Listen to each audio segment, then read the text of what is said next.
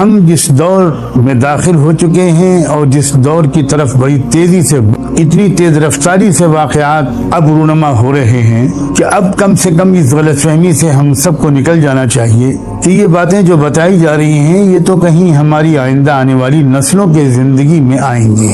اس غلط فہمی سے اگر ہم نکل جائیں گے تو اس کا یہ اصل فائدہ یہ ہوگا کہ ہم اپنی زندگی اور کیریکٹر کے بارے میں زیادہ سیریس ہو جائیں۔ ایک حدیث سناتا ہوں آپ کو میں سب سے پہلے۔ ایک بار اللہ کے رسول صلی اللہ علیہ وآلہ وسلم ایک مجلس میں کچھ گفتگو کر رہے تھے، اتنے میں ایک شخص آیا، گاؤں دیہات کا رہنے والا، اور اس نے آتے ہی ایک سوال کیا اللہ کے رسول سے کہ قیامت کب آئے گی؟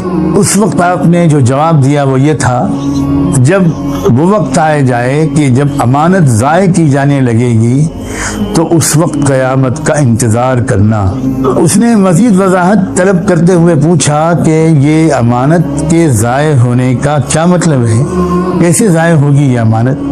تو آپ نے فرمایا جب ذمہ داریاں نااہلوں کے سپرد کی جانے لگیں تو پھر انتظار کرنا قیامت کا۔ ہم لوگ اپنی اردو زبان میں جو امانت کا مفہوم سمجھتے ہیں وہ بہت ہی محدود ہے، لیکن قرآن و حدیث کی زبان میں امانت کہتے ہیں ہر بڑی ذمہ داری کو۔ تو اس حدیث میں جو اللہ کے رسول نے فرمایا اس میں ایک بات یہ بتائی کہ جب ذمہ داریاں ایسے لوگوں کے سپرد کی جانے لگیں جو اس کے اہل نہ ہوں تو سمجھ لینا کہ اب یہ آخری دور آ گیا۔ اب یہ ذمہ داریاں سرکاری بھی ہو سکتی ہیں، حکومتی بھی ہو سکتی ہیں، اداروں کی بھی ہو سکتی ہیں، دینی قیادت، مسائل بتانا، احکام بتانا، مقدمات کے فیصلے کرنا، اس طرح کی جتنی بھی ذمہ داریاں ہیں وہ دنیاوی ہوں یا دینی ہوں، جب وہ نااہلوں کے سپرد کی جانے لگیں تو یہ قرب قیامت کی ایک نشانی ہے۔ یعنی اس کا مطلب میرے اور آپ کے لیے یہ ہوا کہ یہ غلطی ہم کو نہیں کرنی ہے، ہم کو بچنا ہے اس سے۔ ہر طرح کی ذمہ داری ہم ان افراد کے سپرد کریں جو اس کے اہل ہوں۔ یہ ایک طرح سے مثبت پیغام ہے ہمارے لیے، یعنی یہ تو ہم عمل کر ہی سکتے ہیں جہاں تک ہو سکے۔ اپنی ذاتی اور خاندانی مصلحتیں ہمیں اس پر آمادہ نہ کر دیں کہ ہم ذمہ داریوں کو نااہلوں کو سپرد کر دیں، اور قرب قیامت کی علامات کے بارے میں جاننے کا شوق اور ایک دلچسپ موضوع کو انجوائے کرنے کے لیے معاذ اللہ نہیں ہونا چاہیے۔ اپنی اصلاح کے لیے اور اپنے کو بچانے کے لیے اس علم کو حاصل کرنا یہ مفید ہے۔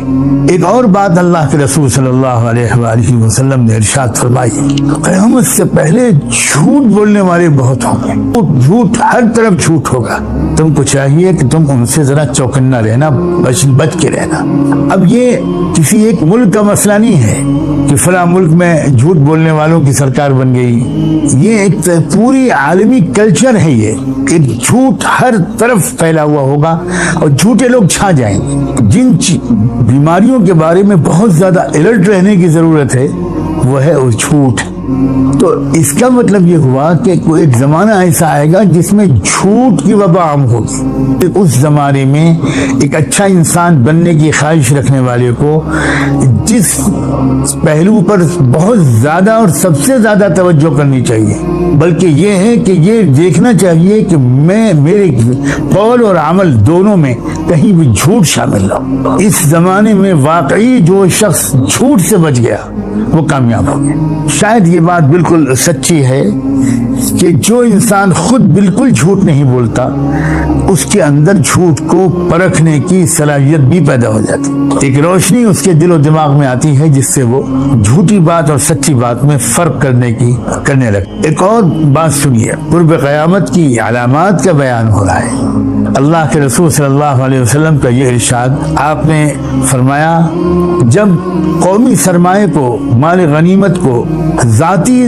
دولت بنایا جانے لگے، جب قومی سرمایہ کا غلط استعمال کیے جانے لگے اور امانت کو مال غنیمت سمجھا جانے لگے اور زکوٰۃ کو ایک مصیبت اور ایک بوجھ سمجھا جانے لگے، اور جب علم حاصل کیا جانے لگے دین کے علاوہ دنیاوی مقاصد کے لیے، اور لوگ اپنی ماں کی نافرمانی کریں مگر بیوی کی ہر بات مانیں، کتنی زبردست آ گئی۔ یہ جو رشتے ہیں ان کے दरमियान एक तवाज़ुन बरकरार रखना और तरजीहात और प्रायोरिटीज़ को ठीक से समझना और उसको निभाना, ये बहुत अहम बात है। ये है हकीकी दीनदारी की बातें कि इंसान का हाल ये हो जाए कि वो अपनी माँ की नाफरमानी, यहाँ खास तौर पर माँ का जिक्र किया गया है बीवी के मुकाबले में, और अगले जुमले में फरमाया दोस्तों को तो गले लगाए आदमी और बाप से दूर रहे और दूर रखे बाप को। क्या आप नहीं देखते कि मौजूदा कल्चर में अक्सर व बेशतर औलादों का यही हाल है?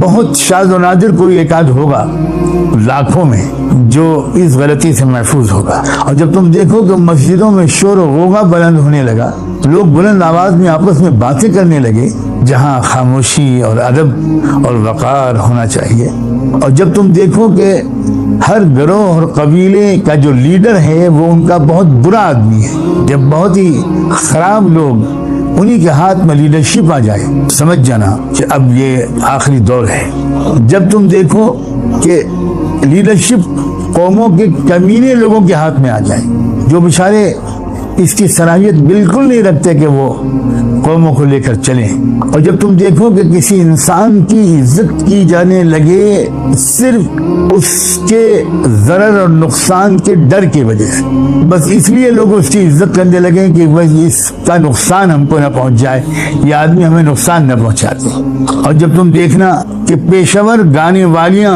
और बाजे गाजे आम हो जाएं, पेशेवर गाने वालियाँ, इस ज़माने में इसको समझाने की कोई ज़रूरत ही नहीं है, और गाने बाजे म्यूज़िक नाच तमाशे आम हो जाए और शराब पी जाने लगे, उम्मत के हर आने वाले अपने बड़ों पर तनकीद करने लगे, लानत मलामत करने लगे। इस ज़माने में तो वही आदमी बहुत रोशन ख्याल माना जाता है जो अपने पूरे माजी पर तनकीद करे।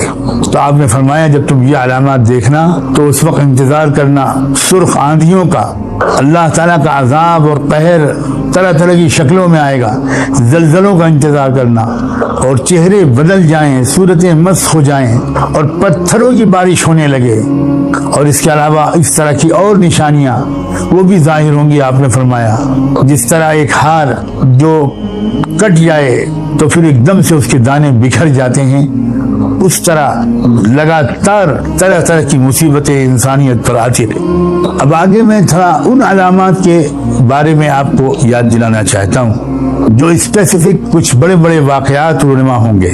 ये जितनी अब तक मैंने बातें सुनाई हैं ये तो कैरेक्टर के मुताल्लिक़ बातें, इंसानी कैरेक्टर। आपसे गुजारिश है कि आप चैनल को सब्सक्राइब करें ताकि इस सीरीज़ के आगे की वीडियो आप मिस ना करें। इस वीडियो को लाइक करें और शेयर करना ना भूलें। अस्सलामु अलैकुम वरहमतुल्लाहि वबरकातुहू।